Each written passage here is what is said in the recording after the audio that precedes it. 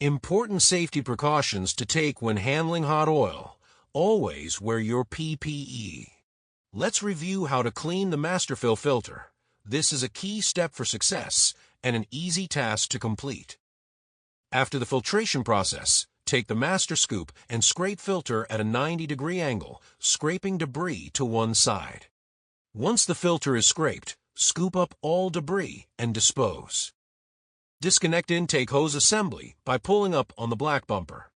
Lift filter assembly to ensure the bottom side of the filter is also scraped. Scoop all debris from the filter tank and dispose. Place filter assembly back into Armadillo filter pan. Reconnect intake hose assembly by pulling up on black bumper and push onto the riser tube nipple. Next, we will show how to replace the Masterfil fabric filter. Disconnect intake hose assembly. Remove filter assembly from Armadillo filtration machine. Unscrew the riser tube, remove clip from filter assembly, and pull insert screen out of envelope filter. Discard old filter into trash. Slide the screen into a new Masterfil fabric filter. Fold the open end of envelope flap toward the bottom of filter screen assembly.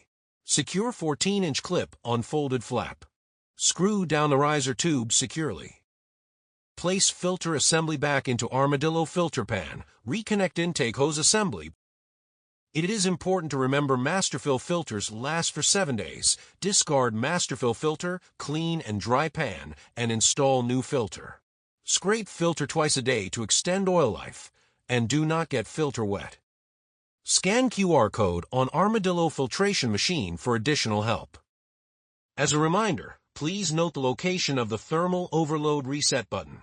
If the motor stops working, allow motor to cool and firmly press the red reset button until you hear a click.